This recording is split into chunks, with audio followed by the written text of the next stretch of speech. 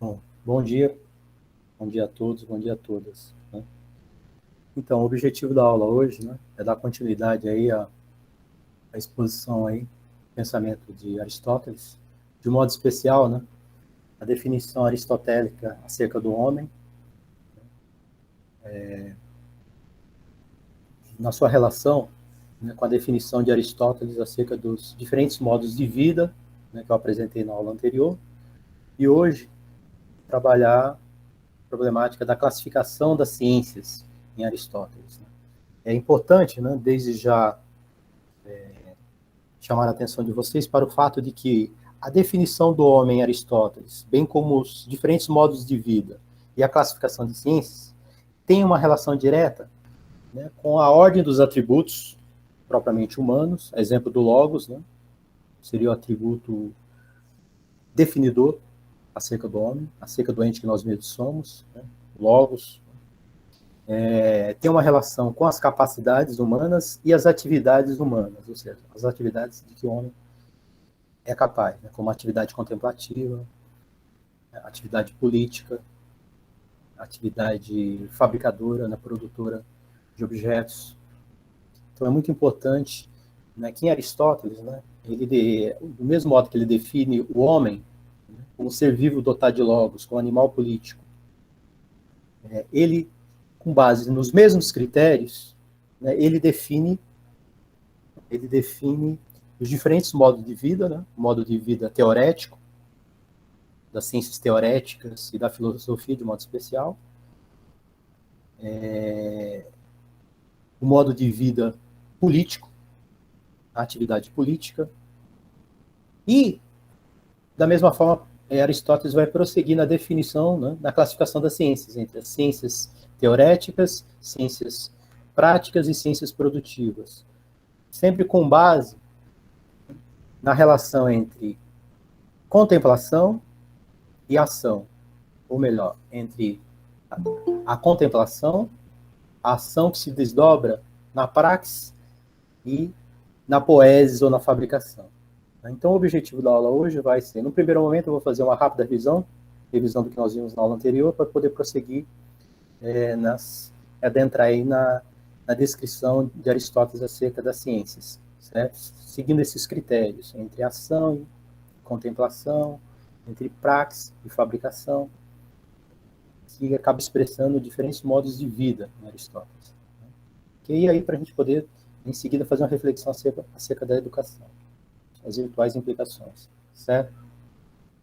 Então, nós temos aqui, né, eu tenho aqui os pontos que eu estou procurando seguir, pensando na aula anterior e essa aula, né, os modos da vida livre, os diferentes modos de vida, segundo Aristóteles, né, que ele qualifica de modos da vida livre, né, bios políticos, bios teoréticos, né, o modo de vida teorético, né, por exemplo, o modo de vida filosófico, né, próprio do filósofo, e o modo de vida político, que expressa a atividade política. Então, são dois modos de vida, segundo Aristóteles, né, que seriam os dois modos de vida mais elevados, né, mais elevados porque expressa justamente, né, a possibilidade da escolha, da decisão livre. Né? Então, seriam modos da vida livre,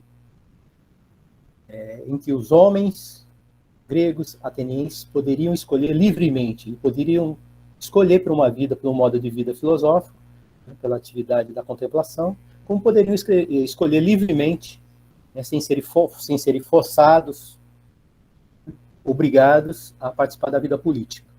Isso é muito importante, quer dizer, o que está em jogo aqui, desses diferentes modos de vida, segundo Aristóteles, é o próprio conceito de liberdade. Então, a vida política tem uma relação direta com a liberdade, assim como a vida filosófica, o modo de vida filosófico. Diferentemente daquelas atividades que respondem mais, que estão diretamente articuladas às necessidades da vida, né, de sobrevivência e subsistência.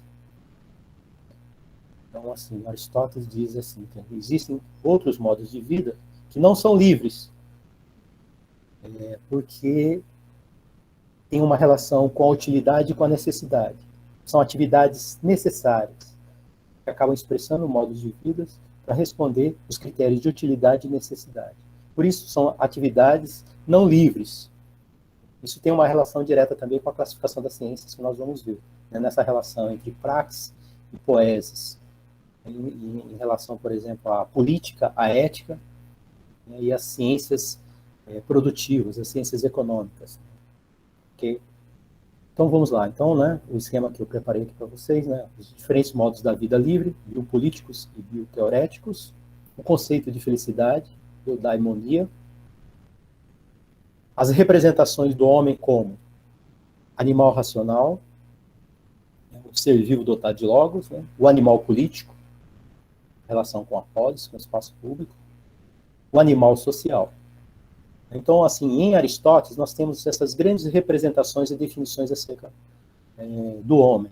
Né? O animal racional, que é uma derivação do ser vivo dotado de logos, o animal político, e o animal social, né? Aristóteles, ele tematiza, ele aborda para justamente diferenciar, né, o homem do animal, dos animais em geral. Porque, diz Aristóteles, os animais vivem uma vida social. A sociabilidade é algo que pode ser atribuído aos animais. A exemplo das abelhas. Mas essa sociabilidade não expressa, digamos assim, essa vida gregária, no que diz respeito ao homem, ser que nós mesmos somos, a sua essência. Então, e hoje eu vou recuperar isso rapidamente para a gente demarcar justamente essa diferença. Os animais, embora sociais, não são políticos. Daí o equívoco, né, de se pensaram atribuir o exercício da política, né, ou transpor a noção de social, sociabilidade, para pensar a esfera política. Os animais são sociais, mas não são políticos. Os homens são animais sociais, mas são fundamentalmente animais políticos. E a síntese, né, o logos, a palavra, articuladora de sentido e significado, o discurso, silencioso ou pronunciado, né, como característica definidora do humano. Eu tenho enfatizado para vocês essa relação entre a educação, a paideia, né, a formação do homem grego, e a polis, o espaço público. Né, para os gregos, de um modo geral, e para Aristóteles isso não é diferente, né, quer dizer, a função da polis, da cidade-estado grego, né, eminentemente, né, pedagógica, no sentido amplo. Né, espaço de formação, né? A educação se dá na esfera pública e não na esfera privada.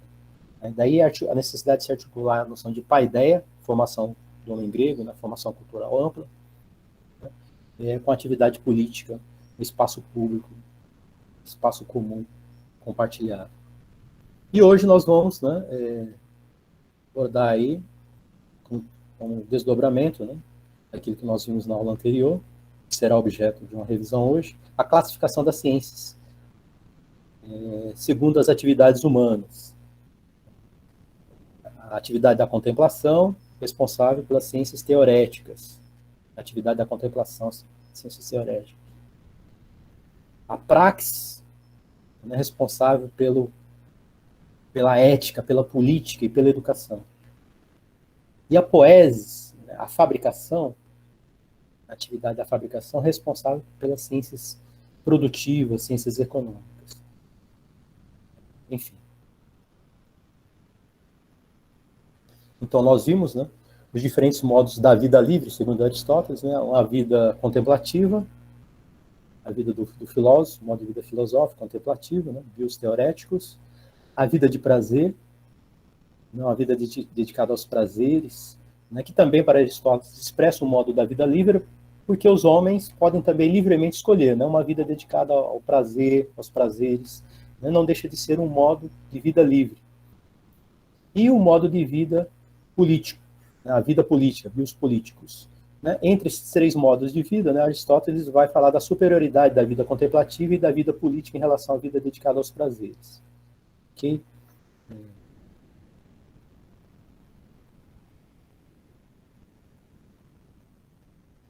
Eu vou reler, que eu acho necessário, pessoal, a passagem da política, né, para que a gente possa prosseguir.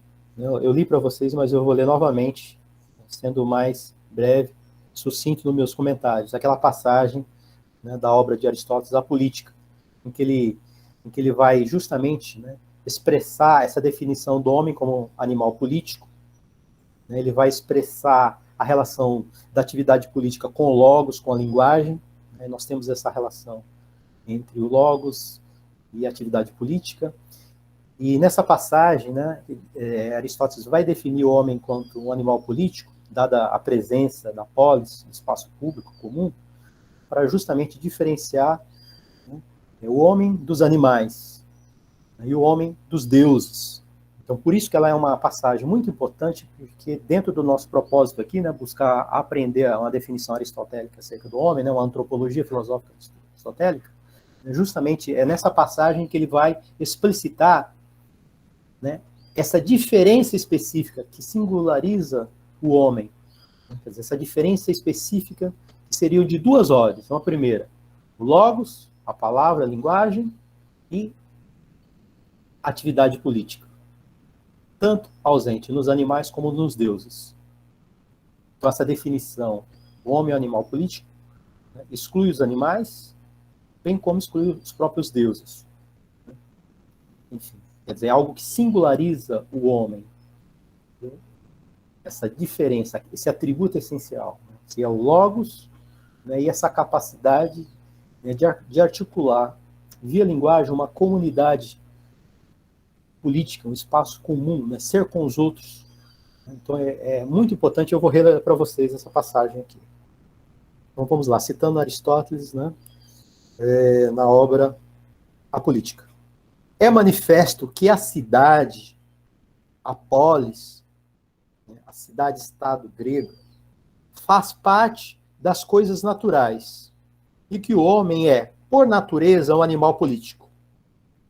E que aquele que está fora da cidade, da polis, naturalmente, é claro, e não por acaso, ou é um ser degradado, um bárbaro, ou um ser sobre-humano, um deus.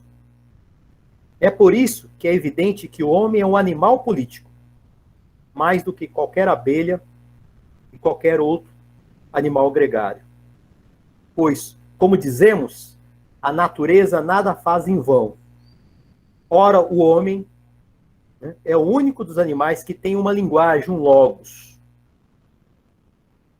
Os animais, segundo Aristóteles, possuem voz, fonê, para expressar dor, necessidades, enfim, o choro, o grito, o ruído. Mas a voz, esse ruído expresso pelos animais, por exemplo, o canto dos pássaros, isso não pode ser traduzido em termos de linguagem. Isso não expressa o logos, capacidade de articular sentido e significado, essa capacidade compreensiva do homem. A linguagem, prossegue Aristóteles, existe, né, a linguagem, o logos, a palavra, existe para manifestar o vantajoso e o nocivo, e por conseguinte também o justo e o injusto. Com efeito, não há senão uma coisa que seja própria dos homens em relação aos outros animais, a saber, o fato de serem os únicos que têm a percepção do bem e do mal, do justo e do injusto, e das outras noções desse gênero.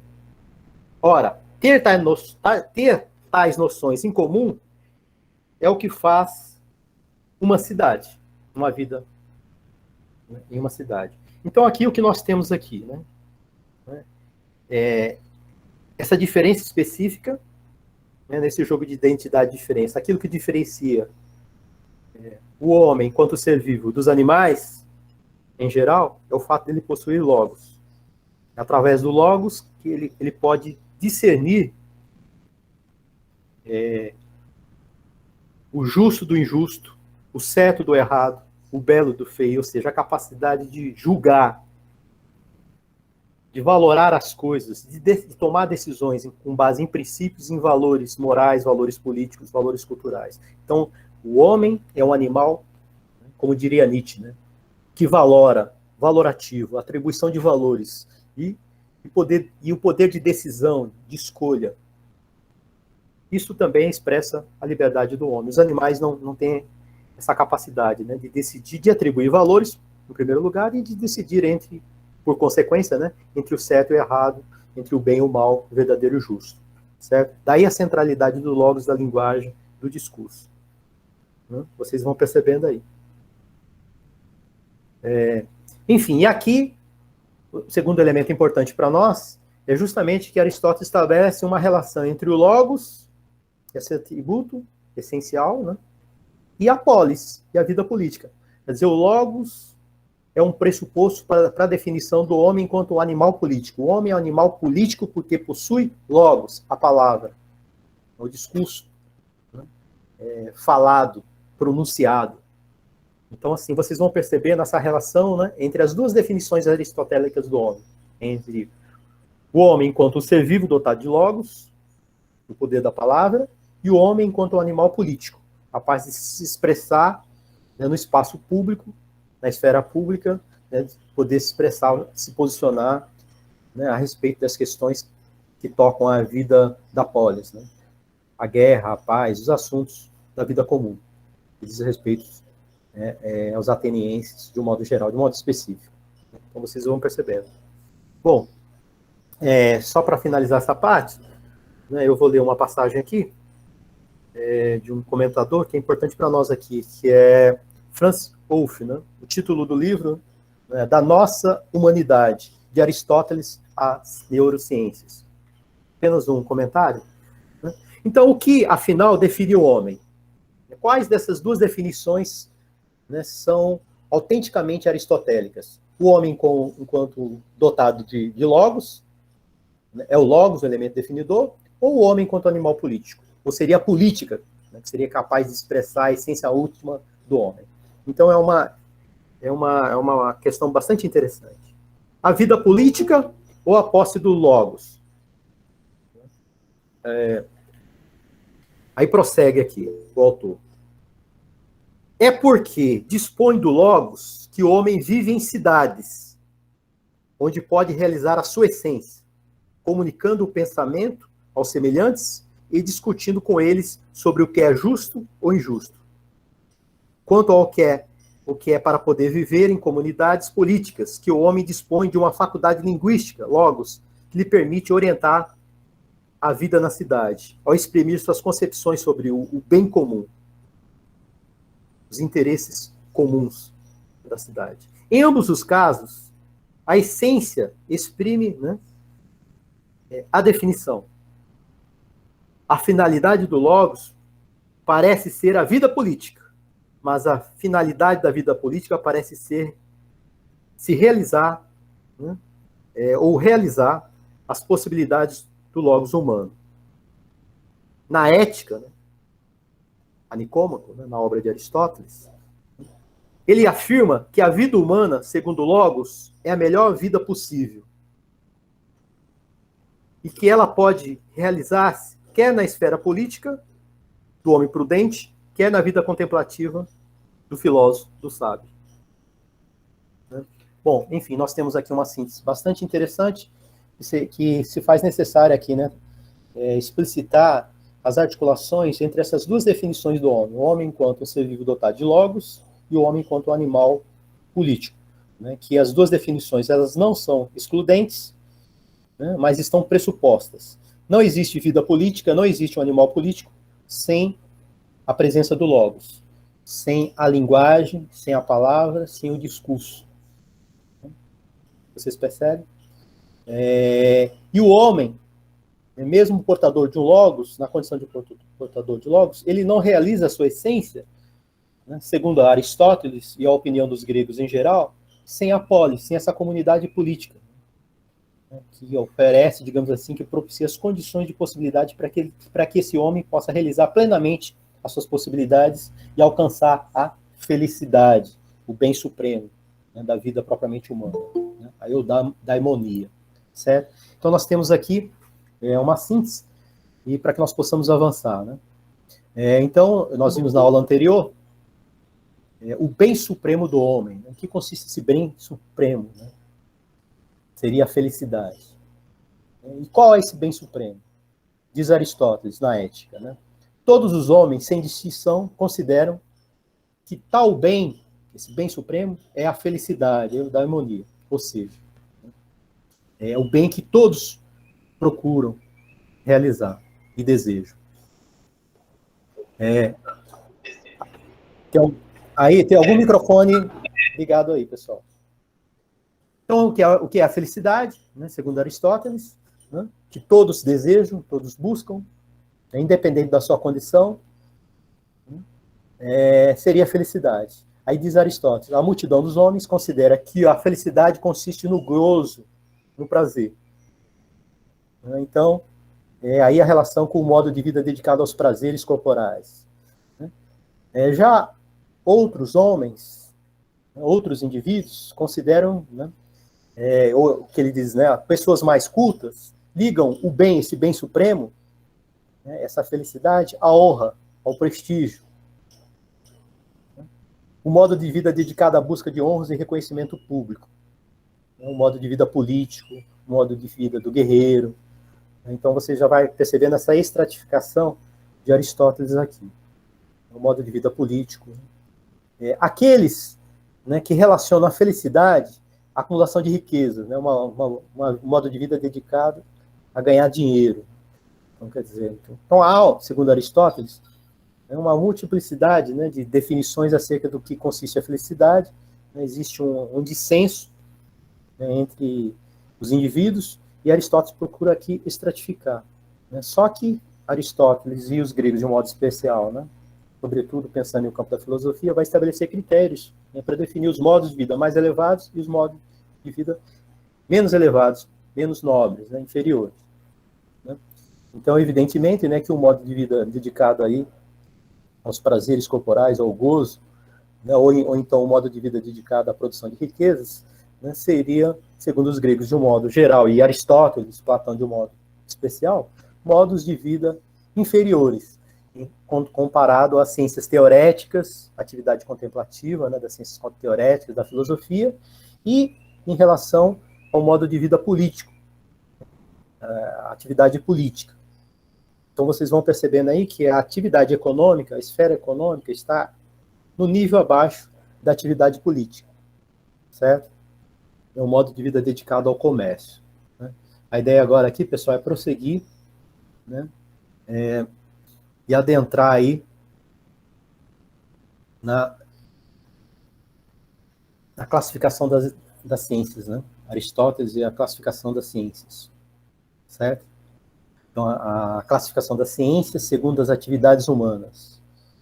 Atividades de que os homens seriam capazes, né, como atividade contemplativa, né, que nós vimos, a contemplação, que é uma atividade, que expressa uma atividade. Vocês lembram o 2 em 1 socrático, né?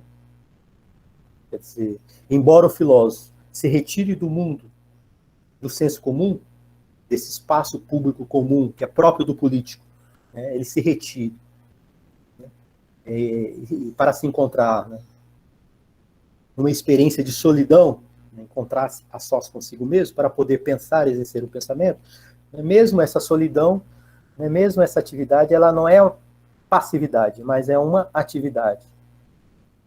Então, a atividade da contemplação. O filósofo, ele é ativo quando ele apenas pensa, apenas contempla, exerce a contemplação das ideias, enfim, por aí vai. Ok? Eu vou prosseguir aqui. Então, é importante para nós, para poder apresentar a classificação das ciências, né, enfatizar justamente essa diferença entre essas atividades humanas. A atividade da contemplação, a atividade da ação. E no âmbito da ação, que se opõe à contemplação, né, Aristóteles também faz uma diferenciação entre a praxis e a poesis. A praxis própria da atividade política, que demarca bem o campo, né, da ação política, como da ética e da própria educação. E a poesis, né, que demarca o espaço das atividades produtivas do homem, né, relacionada mais à produção de bens materiais, atividade do comércio, né, e segundo Aristóteles, estaria já numa escala inferior. Isso tem consequências, né, no decorrer da nossa aula aqui. Então é importante para nós aqui, né, justamente procurar compreender a diferença entre praxis, a praxis política, e a poesis, com essa atividade produtiva, fabricadora própria da atividade econômica. Aristóteles identifica e distingue duas grandes modalidades da ação humana. Veja bem, Aristóteles já não está falando em contemplação, está falando em ação humana. A ação que tem seu fim em si mesmo, a ação que tem o seu fim em si mesma, a praxis, e a ação que tem como fim a produção de uma obra, a poesis. É difícil, inclusive, de expor essa diferença entre praxis, que é própria do campo da política e da ética, atividade ética, atividade política, da poesis, porque existe uma verdadeira confusão. Inclusive, hoje, na nossa modernidade e contemporaneidade, nós privilegiamos a atividade da poesis, da fabricação. Inclusive, transpomos essa atividade para o campo da ética, para o campo da política e para o campo da educação. Então, isso a gente vai ver que tem consequências aí. Na modernidade, nós acabamos que invertendo, né, a poesis e a praxis, né, isso tem consequências, inclusive, aí para o campo da política, né, pensando no esvaziamento da esfera da política, o fim da política, né, quando a atividade, o processo de fabricação, né, acaba como que triunfando, né, a glorificação do trabalho, a glorificação da fabricação em todas as esferas e âmbitos da vida, em detrimento da praxis, em detrimento da contemplação, né? Então, tem consequências nessa relação entre a esfera pública e a esfera privada, né? Isso repercute diretamente com a educação, né? Então, eu vou tentar ser bem didático aqui. Então, a ação, né? Então, nós temos aqui a ação que tem o seu fim em si mesmo, né? É a praxis, né? Quer dizer, uma ação política, né? Uma ação ética, quando você pratica o bem ou pratica o mal, o certo ou o errado, né, essa ação, o resultado da ação, não tem como ser separada do agente. O agente ético, o agente moral, entendeu? Os seus produtos são inseparáveis, né, da sua pessoa, né, da sua personalidade, da sua figura. Diferentemente, por exemplo, do artesão que produz objetos. Ele fabrica obras de artes, ele fabrica objetos materiais, e o objeto, uma vez fabricado, ele se separa, né, do seu agente. Então, o que o Aristóteles está querendo chamar a atenção aqui, que a praxis, né, o modo de ação, a atividade que se exerce na política e na ética, diz respeito a valores, é inseparável do agente, daquele que age. Se pratica o bem ou se pratica o mal. Se age conforme os valores, virtudes morais, né, no sentido de elevar a nossa humanidade, ou no sentido, né, de comprometer. Então, isso é muito importante. Vocês estão percebendo como é que a ação, do ponto de vista da praxis, tem uma relação direta com a ética, né? A questão da responsabilidade, né, responder por suas ações. Né? As suas ações têm consequências sobre o outro. Né? Vocês percebem? Não tem como separar, né, a ação do agente, né, a ação do professor, os efeitos, né, da sua ação sobre os alunos, a ação dos pais sobre os seus filhos, né, a ação do político, né, as ações, as deliberações do político sobre a comunidade política. Quer dizer, toda ação política na esfera pública tem consequências sobre a comunidade, sobre a coletividade. Então, você não tem como separar o agente da ação, né, as consequências da ação. Isso é extremamente importante para a gente inscrever, sobretudo, o campo da ética. Né? Por isso, a demanda por uma ética e por aí vai. Certo? Então, eu já estou fazendo uma reflexão mais livre, mas isso é extremamente importante. Né? Então, prosseguindo, a poesis, a ação de fabricar, né, o fazer e o fabricar, né, a fabricação, né, a confecção de um objeto artesanal, a composição de uma obra poética, uma arte, né, quer dizer, são produtos que, por princípio, você pode separar do agente. Né? Agora, a praxis, né, modo de ação, atividade que se dá no campo da política e da ética, né, o ato, né, é inseparável do agente. Né? Então, a praxis, maneira de agir e maneira de ser, né, a existência ética e ação política. Eu vou retomar essa diferenciação, né, mas é importante para nós aqui. Quando nós estamos falando em política, em ética, em educação, nós estamos nos reportando, ou deveríamos, né, por princípio, nos reportar a praxis, e não a poesis, a fabricação. E aí, esses critérios, nessas diferenciações entre contemplação, praxis e poesis e produção, são os critérios a partir dos quais Aristóteles vai posicionar e definir e descrever as ciências. Vocês estão percebendo, né? Tudo em Aristóteles é tudo articulado. Né? Então, nós temos aqui as ciências teoréticas que buscam o saber em si mesmo. Quando Aristóteles fala o saber em si mesmo, ele está expressando essa coisa do desinteresse. Né? Quer dizer, as ciências teoréticas não têm como critério a necessidade e a utilidade, os usos, as aplicações. Né? As ciências teoréticas, a exemplo da filosofia, e das próprias ciências da natureza, né? Aristóteles, a gente vai ver isso em seguida, não tem como critério a funcionalidade, a utilidade, né? Os usos e as aplicações. Né? Por isso, elas, em grande medida, são contemplativas. Certo? Mas as ciências teoréticas, né, se dividem na filosofia, na metafísica, na ontologia, por um lado. É o maior exemplo de uma atividade contemplativa, pura, autossuficiente, radicalmente desvinculado, né, dos critérios de utilidade, de funcionalidade, dos usos, responder às necessidades. Né? Mas nós temos aí também, né, uma relação, né, estreita, mas já desdobrada, que decorre, que já demarca, digamos assim, uma certa diferenciação, que seria o campo das ciências práticas, né, o campo da política, o campo da ética, que buscam saber para alcançar, através dele, a perfeição moral. Olha só que interessante para nós aqui. O papel da educação, enquanto uma, entre aspas, uma atividade prática, uma ciência prática, né, na sua relação, né, com a ação ética e a ação política, né, o propósito é o aprimoramento, o aperfeiçoamento moral, realização de valores morais. Vocês percebem? Quer dizer, aqui não cabe o critério de utilidade, de funcionalidade, de responder às necessidades de subsistência e sobrevivência. Então, nós temos aqui uma relação com o campo da liberdade. Né? As ciências práticas, a política, a ética, a educação, têm uma relação com realização de valores, valores morais, o aperfeiçoamento moral. Vocês vão percebendo aí.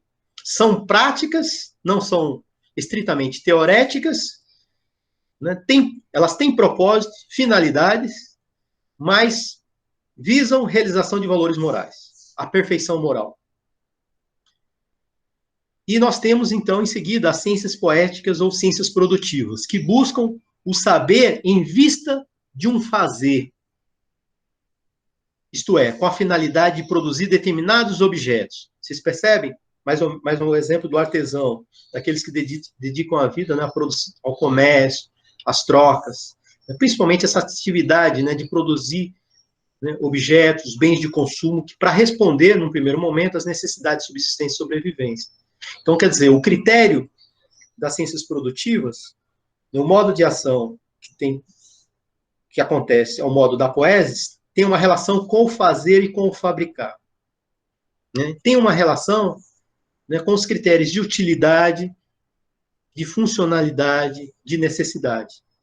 Né? Respondem, ou devem responder, num primeiro momento, pelo menos, não ao acúmulo de riquezas, né, mas responder às necessidades de subsistência e sobreviver, para sobreviver. Né? Então, vocês vão percebendo aqui, o fazer e o produzir coisas. Quer dizer, elas não têm uma relação com a moral, com os valores morais, com a perfeição moral, né? Como é o campo da política, da ética e da educação. Então, as mais elevadas, aí Aristóteles começa a estabelecer, né? Quais são as atividades de que o homem é capaz de realizar, né, que expressam a constituição, a configuração das ciências, né? Quais seriam as ciências mais elevadas, superiores, e as ciências menos elevadas e inferiores, as mais nobres e as menos nobres. Né? Tudo uma hierarquia. Então, as mais elevadas, as ciências mais elevadas, né, por dignidade e valor, são as ciências teoréticas, constituídas pela metafísica, pela física, pela psicologia e pela matemática. Então, vocês vão percebendo aqui, né, de que o modo de vida contemplativo, né, dedicado à filosofia, à metafísica, à ontologia, à física, né, a psicologia, né, que é a ciência da alma, da psique, a matemática, né, quer dizer, quanto mais a ciência é desvinculada do sensível, do mundo empírico, né, se ocupa com objetos não sensíveis, né, esses objetos acabam vinculando a atividade da contemplação. Por isso que a filosofia ela seria mais elevada. Então, enfim, as ciências teoréticas, né, a atividade filosófica, né, caracteriza, por excelência,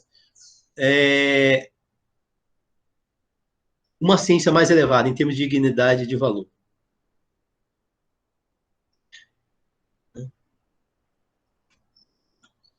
As ciências produtivas, no outro extremo, né, lá embaixo, se referem a um tipo particular de ação humana, a ação fabricadora.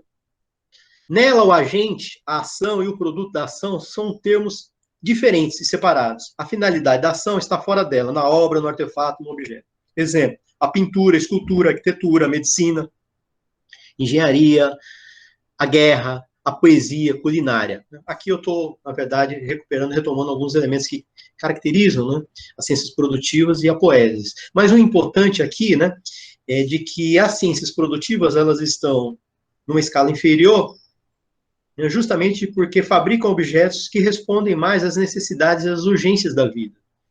Né?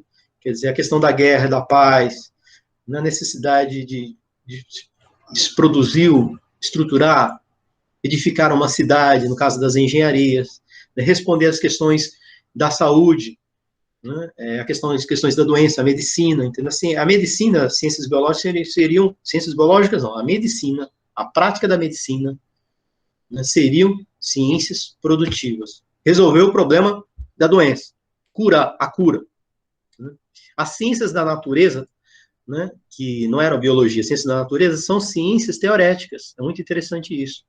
Né, porque as ciências naturais, elas observam os fenômenos naturais, descrevem os fenômenos naturais, procuram aprender os princípios, as causas, por exemplo, da vida, do vivente, né, a causa material, a causa formal, a causa eficiente, causa motriz, a causa final. Quer dizer, as ciências da vida, as ciências naturais, para Aristóteles, são ciências teoréticas, porque elas não intervêm diretamente nos processos da vida. Diferentemente, por exemplo, da biologia molecular hoje, né, que são ciências que interferem nos processos da vida, né, que no limite produzem novas formas de vida.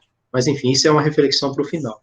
Mas o importante aqui é que nós temos, né, esses dois extremos, né, as ciências teoréticas, a filosofia, vinculada à atividade da contemplação, e no outro extremo, lá embaixo, as ciências produtivas, vinculado à poesis, né, ao fazer, ao fabricar.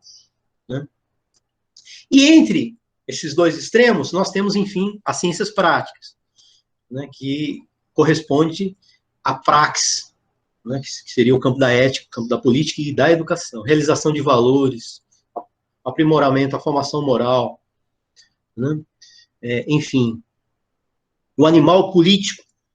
Né? O animal político, para Aristóteles, tem uma relação direta com as ciências práticas, expressa, digamos assim, nessas atividades ligadas ao mundo da política, né, fundamentalmente, e da educação, no sentido da formação, no sentido amplo. Né? Formação é realização de valores, o aperfeiçoamento moral, as virtudes morais, a coragem, a temperança, né, a prudência, a beleza, a justiça. Então, assim, a gente pode assim, já antecipar, né? Quer dizer, a formação, a paideia, né, é algo que se dá na esfera pública, através das atividades políticas, né, e de uma atividade política que posiciona valores, daí a presença da ética, né, a formação moral do homem e por aí vai. Então, a educação está, né, justamente associada à praxis, né, não a poeses. Ok? As ciências práticas são aquelas cujo princípio ou causa é o homem como agente da ação, e cuja finalidade é o próprio homem. Vocês estão percebendo? O fim, a finalidade é o próprio homem, no sentido do seu aprimoramento, do seu aperfeiçoamento moral. O fim das ciências práticas, o fim da política, o fim da educação, o fim da ética não está fora do homem. Né? Tem como fim, como finalidade, né, o próprio homem. Daí, quando a gente pensa os fins da educação, em termos de finalidade, né? Os objetivos da educação é o próprio humano, o próprio homem, né? A ideia de formação humana e por aí vai. Okay? Então, as ciências práticas são aquelas ciências nas quais o agente, a ação e a finalidade da ação são uma só. A mesma coisa, ou seja, são inseparáveis. Essas ciências se referem à praxis como algo propriamente humano, uma atividade que não produz algo diferente do agente e que tem como causa a vontade entendida como escolha, deliberada, refletida e racional. Por exemplo, a ética, a política e a educação. Então, enfim, é importante que vocês releiam, né, esses slides, essas transparências e reassistam a aula para poder compreender bem o que é que está em jogo na praxis, do ponto de vista do agente, da finalidade da ação, o que é que está em jogo na praxis, né, do ponto de vista do agente, quando a gente pensa, não, a praxis, não, a poesis, para diferenciar bem a ação, o fazer e a fabricação do ponto de vista da poesis. Né? Então, assim, se faz necessário demarcar a esfera das ciências práticas, das ciências produtivas, demarcar a diferença entre praxis e poesis do ponto de vista das finalidades. Né? A praxis, a política, a ética política, tem o homem como fim, como finalidade, do ponto de vista, né, do seu aprimoramento, da sua formação moral, em relação às virtudes morais. A poesis tem relação com o fazer, com a fabricação, é produzir coisas, objetos, que possam responder às necessidades de subsistência e sobrevivência. Ok? Portanto, a essência do homem não pode ser definida, segundo Aristóteles, pela poesis, pelas ciências produtivas, mas sim pelas ciências teoréticas, filosofia, o maior exemplo, e as ciências práticas, a política e a ética, né, que acabam expressando os modos de vida mais elevados, né, mais nobre, segundo os gregos. Né. Então, aqui a gente tem bem... E aqui, pessoal, eu estou procurando, né, desdobrar, apresentar mais elementos, né, o que é que caracteriza as ciências teoréticas, ciências práticas. Isso aí a gente acaba já adentrando na esfera da metafísica de Aristóteles, né, que envolve a teoria das 4 causas, né, a causa material, formal, eficiente, ou motriz e causa final, né, enfim, uma série de outros elementos aí, ato e potência e forma, são elementos aí que, dentro das limitações da nossa disciplina, do programa, nós não vamos poder desenvolver, ok? Então, quando eu estou falando assim, a causa, né, as causas dos seres e das coisas, estou me reportando à teoria das 4 causas, né, que eu não vou abordar, porque o tempo não permite, né, o programa, enfim, tal como ele foi traçado aqui, ok? Então, ciências teoréticas aqui eu já estou, enfim, ampliando aí. Bom, pessoal, eu vou parar por aqui, nessa exposição inicial, né? Eu gostaria aqui, né, de fazer uma pequena reflexão, né, de forma mais livre, espontânea, se desprendendo um pouquinho de Aristóteles, né, procurando buscar alguns elementos para a gente pensar a nossa modernidade, né, questões para a gente, que eu possa abrir para o debate, né, como pensar a nossa atualidade, nossa contemporaneidade, a partir de Aristóteles, né, como é que nós podemos encontrar aí elementos teóricos, ferramentas, conceitos para pensar, compreender o nosso mundo, né. Veja bem, né, vocês viram que Aristóteles passa, né, ele passa e parte de uma definição, né, dessas atividades, né, quais sejam a atividade da contemplação, a atividade da praxis e a atividade da produção, para definir o homem, para definir os diferentes modos de vida e, fundamentalmente, para definir e classificar as ciências. E vocês percebem, né, que para Aristóteles e os gregos de um modo geral, a atividade da contemplação ela é superior em relação à ação, a atividade da ação, seja ao modo da praxis, seja ao modo, né, da poesis. Então vocês percebem que no mundo antigo, a contemplação, a atividade da contemplação, acaba expressando um modo de vida mais elevado, mais nobre, as atividades contemplativas. E desvalorizavam, fundamentalmente, até mesmo desprezavam, as atividades produtivas, né? Quer dizer, a poesis, a fabricação, o fazer e o fabricar, que estavam mais ligados, né, à necessidade de responder aí aos critérios de utilidade, funcionalidade, necessidade de subsistência. Então, as atividades econômicas, de um modo geral, o comércio, né, eram atividades inferiores, e os gregos tinham um desprezo por essas atividades. O que é que acontece na nossa modernidade? Né? E aqui eu estou me baseando em Hannah Arendt, no livro A Condição Humana. Hannah Arendt vai identificar, sobretudo ali na passagem do século XVIII, século XIX, século XX, século XIX e século XX, uma inversão do âmbito dessas atividades que expressam as capacidades humanas. Porque na modernidade, né, qual é a primeira inversão? Seriam duas inversões. A primeira inversão. A ação passa a ocupar o lugar da contemplação. Para os gregos, era a ação. Para os gregos, a atividade da contemplação era superior à ação, à atividade da ação. Contemplação era superior à praxis, superior à poesis.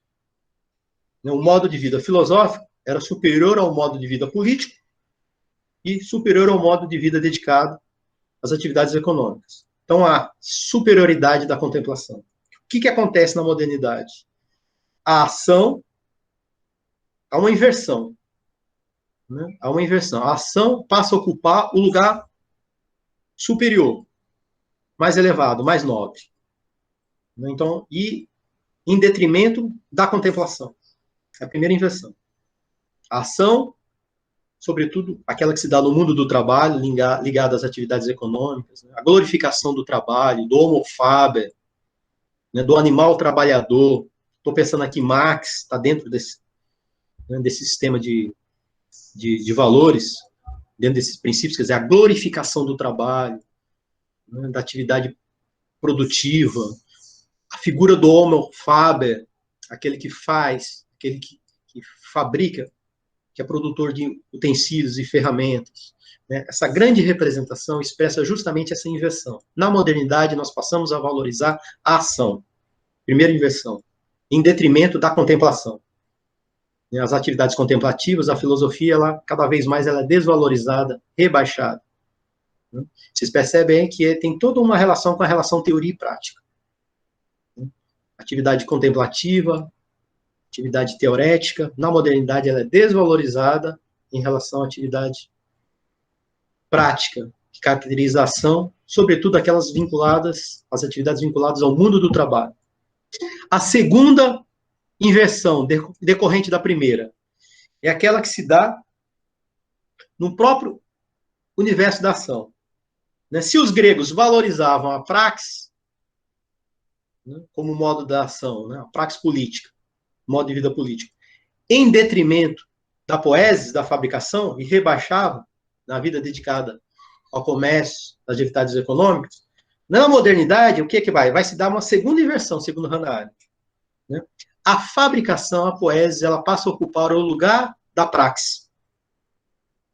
Ou seja, há uma desqualificação, uma desvalorização da vida política, por extensão da ética, quando o trabalho, a atividade do trabalho, que expressa a poesis, a atividade produtiva, o fazer e o fabricar, próprio do homo faber, ocupa, digamos assim, um lugar especial. Então, isso é muito importante aqui para nós pensarmos, como quando a gente se reporta aos gregos, parece que o mundo está invertido, a nossa modernidade, e não parece como está invertido. Tudo aquilo que os gregos valorizavam, consideravam como atividades mais elevadas, que se expressavam modos de vida mais elevados, quando conferiam um lugar especialíssimo à filosofia, à atividade contemplativa, como hipervalorizavam a política, a esfera pública, esse espaço público comum, quando valorizavam a praxis, e colocavam lá embaixo a atividade econômica como uma atividade desprezível, não nobre, elevada, digna de um homem livre. Hoje, na modernidade, nós invertemos tudo. Invertemos, o mundo grego ele foi invertido. Hoje nós glorificamos a fabricação, a poesis, o fazer e o fabricar, a figura do homo faber, e que acaba expressando modos de vidas né, ideais de vida mais elevados. Né? E isso é muito interessante. Né? Por exemplo, quando a gente pensa assim, vamos pensar o campo das ciências biológicas, pensando nas ciências modernas. As ciências naturais, para os gregos, não eram ciências práticas. Veja bem, as ciências da natureza, que investigava a física, investigava o vivo, o vivente, os seres vivos em geral, eram ciências teoréticas, né, que observavam, porque descreviam os processos do ponto de vista das causas. Né? Causa material, causa formal, causa eficiente ou motriz, finalidade. Né? A relação entre ato, atualização, ato e potência, forma, quer dizer, são categorias aristotélicas que eu não vou abordar, mas diz respeito à sua metafísica. Mas o fundamental é que as ciências naturais eram ciências teoréticas e não ciências práticas. Respondiam, né, atividade contemplativa. O que acontece hoje, na modernidade, é que as ciências biológicas, as ciências da natureza, né, colocam como critério a fabricação, a poesis, fazer e fabricar processos artificiais em condições de laboratório. Vocês estão percebendo? Por exemplo, o exemplo da biologia molecular. A biologia molecular hoje, ela produz os processos que ela investiga, né? Então, quer dizer, a vida hoje ela é passível de ser produzida, fabricada em condições artificiais de laboratório. Então, a experimentação, os procedimentos que se dão no laboratório, né, são guiados, né, pela fabricação. Eu acho que os transgênicos, né, as novas formas de vida bioengenheiradas, né, pensando todo o campo aí da engenharia genética, dos transgênicos, das biotecnologias, biologia molecular hoje, né, elas não são ciências contemplativas. Elas não contemplam os processos, como os gregos, mas elas intervêm nos processos. Reproduzem os processos naturais em condições artificiais de laboratório para poder fabricar, intervir nos processos. Então, vocês percebem nesse elemento do artifício humano, né, da artificialidade, completamente articulada, né, aos processos, quer dizer, as ciências contemporâneas, elas só conhecem aquilo que elas mesmas fabricam. O próprio critério de conhecimento tem uma relação direta com a funcionalidade, são processos que elas instauram, que ela conhece, que elas explicam, né? Enfim, por aí vai. Então, esse é um exemplo bem interessante. O segundo, para fechar, pessoal, né, é a desvalorização moderna, a partir da era moderna, e agora na contemporaneidade, da atividade contemplativa. Quer dizer, quando a gente está discutindo essa relação entre teoria e prática, a desvalorização, o rebaixamento da teoria, o preconceito em relação à filosofia, o rebaixamento da filosofia, todos esses elementos, né, que a gente observa hoje, que diz respeito à valorização social, reconhecimento social, do ponto de vista da universidade, dos cursos.